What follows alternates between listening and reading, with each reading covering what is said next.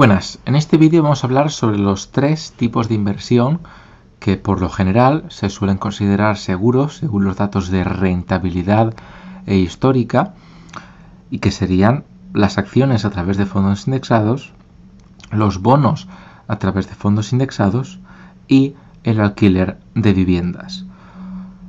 ¿Cuál es el mejor por riesgo y cuál es el mejor en general en términos de rentabilidad y el peor en general en términos de rentabilidad?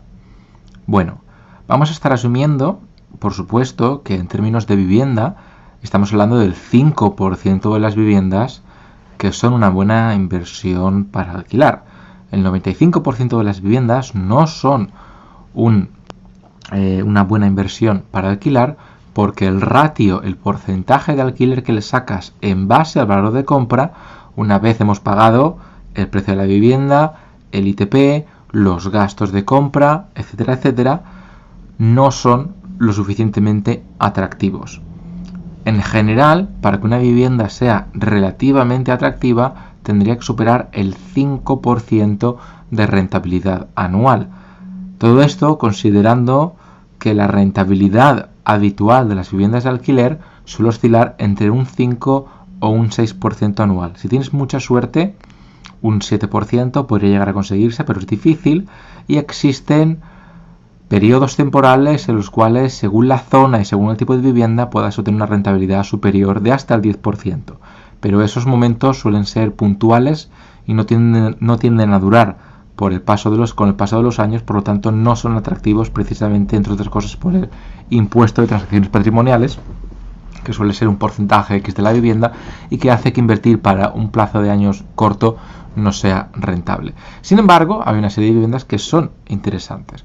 La vivienda, en ese sentido, si elegimos una buena vivienda de alquiler, tiene una rentabilidad promedio, ni muy alta, ni tan alta como la de las acciones, ni tan baja como la de los bonos, y obtendría el beneficio de que tiene un dividendo bastante estable. Cuando estoy hablando del dividendo, el dividendo en realidad, tras los gastos de la vivienda, sea el seguro de impagos, seguro de la vivienda como tal, por si le pasara cualquier cosa, pagar la comunidad, pagar el IBI anual, etcétera, etcétera, se nos suele quedar aproximadamente en un 3-4% anual, lo cual, sumado a una revalorización promedio de la vivienda de un 2% anual, y estos son los datos por los que se rigen las viviendas de protección oficial, porque son los datos por los que en general se rige toda la vivienda con ciertas fluctuaciones, dependiendo de la zona y el año, etcétera, pues conseguiríamos una rentabilidad del 5-6% anual, que es la que he mencionado previamente. Sin embargo, la rentabilidad de los bonos es más baja, oscila entre un 2 a un 5% anual, superando la inflación. Por supuesto, esto depende del porcentaje de inversión que utilices para cada cosa. Puedes estar invertido en bonos gubernamentales, puedes estar invertido en bonos ligados a la inflación, o puedes estar invertido en bonos empresariales, en deuda empresarial. Cada uno de ellos tiene una rentabilidad diferente y también tiene una volatilidad diferente, pero las diferencias son pequeñas en comparación con la vivienda o en comparación con las acciones.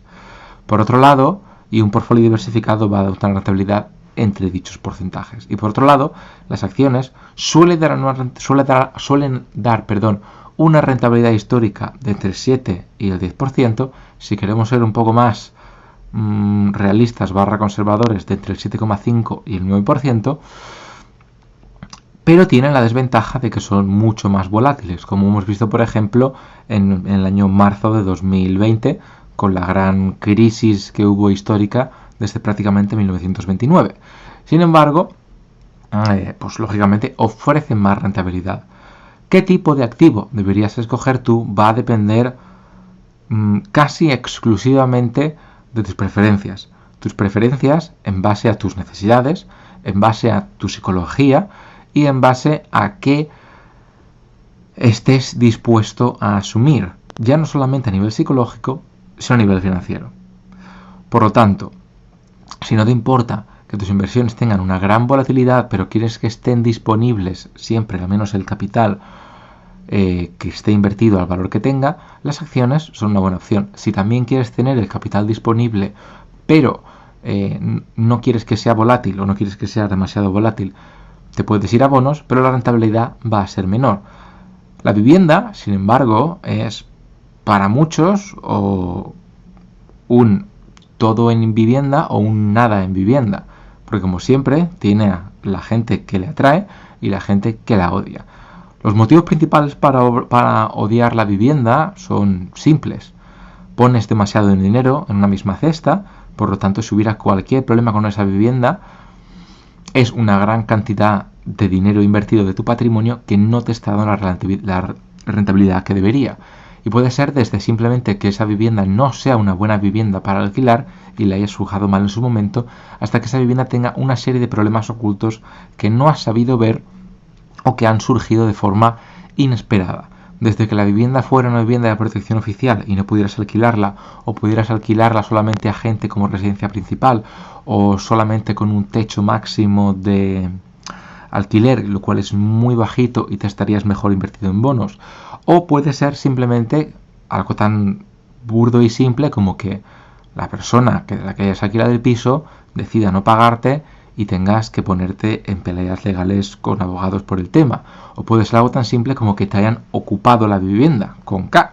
Y no es que ni están alquilados ni nada. Simplemente como no es tu vivienda principal, ahora tienes que pagar a un equipo de personas que lo desalojen o esperar a que pues la justicia ordinaria resuelva el problema cuando se tenga que resolver.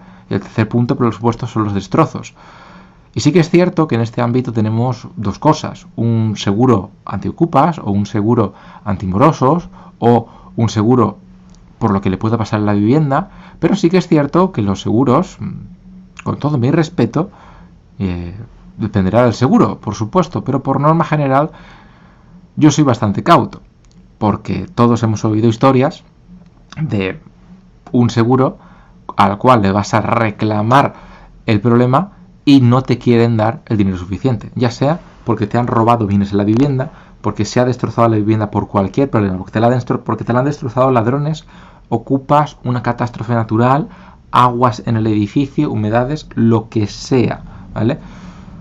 Es bastante común. Lo mismo sucede con otro tipo de seguros, seguros de coche, seguros de impago, seguros de lo que sea. Siempre hay alguna cláusula por lo cual es bastante fácil que te cobren, pero bastante difícil que suelten dinero. Por lo tanto, si bien hay que tenerlo, es algo con lo que no se debería contar para que realmente sea eficiente, por mucho que me pese decirlo y por muy triste que sea decirlo. Sin embargo, tienen sus pros. El pros es que si todo va bien y lo tienes alquilado con inquilinos entre comillas respetables, de confianza, que sabes que te van a pagar todos los meses, que saben que no van a dar problema, gente que no quiere nunca tener problemas con la justicia en general, pues vas a tener una mejor seguridad con la vivienda. El problema asociado a esto, por supuesto, es que generalmente esa gente va a tener un poder adquisitivo mayor y va a querer vivir en viviendas por 100 o 200 euros más de alquiler, las cuales el precio de compra ya no es